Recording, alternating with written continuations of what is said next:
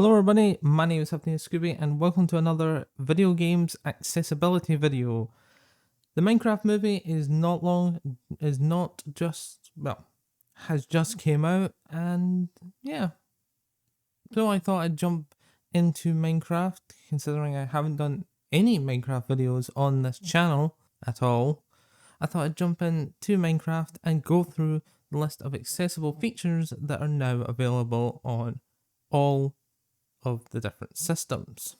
The ones that I'm using, the footage that you will see in this video, have been recorded from an Xbox Series X, but they're just the same on almost all the other versions. So without further ado, let's get into the list. Number 1. Text-to-speech for UI.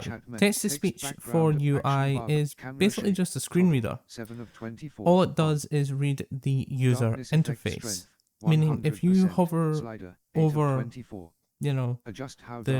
something in the marketplace, it will read it out using a pretty standard AI voice. But it also does things in game. For example, you hover over a diamond sword or a stack of dirt or whatever. It will tell you what it is and the number, or even if it's enchanted. It's a pretty useful thing, but it just depends on what you want to use. Moving on to number 2. Text-to-speech for chat. This one can be incredibly useful, but can also not be too helpful, especially if you yourself are streaming, recording, or creating clips to share with your friends. It can be useful just in general gameplay as it reads out all chat messages from commands to whatever people send to you. But as Dan TDM ended up pointing out, if you type in swears, it will speak out the swears. There is. Look up AI voice swears in Dan TDM's video. Diamond sword. It was just a mistake in typing, but the AI got it wrong and swore in the video.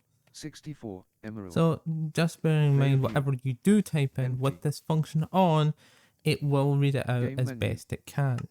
Game settings screen. So if you want to tell someone to F off, and you don't want your parents knowing that you're telling them to F off, turn this function off. Text to speech for you. The third thing is, often or not, especially on stuff like Apple devices and stuff, the voices can be incredibly fast. So it can be incredibly fast, can be loud, but there is a volume control option, meaning that if you think the voice is a little too loud, you can turn it down or turn it up. This next one, I wouldn't say is an accessible feature, but it's in the accessibilities menu anyway, and it's enable open chat. All this basically means is that you can decide to turn off basic notifications. That's it. It's basically a toggle to turn off notifications like game invites and stuff like that. So it's basically like Xbox's own turn off achievement notification type things where you can turn off all the notifications like I use, or you can have them on. I don't think it's really an accessible feature, but it's in that list anyway. So it's here. One thing you can do though is change the opacity basically. So the background of the text, the sort of dark bit that pops up when you open chat and stuff like that, and the black banner that you see up the top when you get notifications, you can change how dark that is basically. You can make it more see-through if you really want to. Again, I think it's more of a customized feature than an accessible feature, but if it makes the game easier, then that's it. It makes it easier. And the attention bar is the same as the text one. Basically, it's just what they call the notifications bar. They call it the attention bar. And again, you can change how see-through that is as well. One thing that can be incredibly annoying and can mess with your eyes is camera shake. That's where the screen sort of digitally shakes. And the effects can be quite helpful, and can sometimes mess you up. So you have the option to turn that off and on.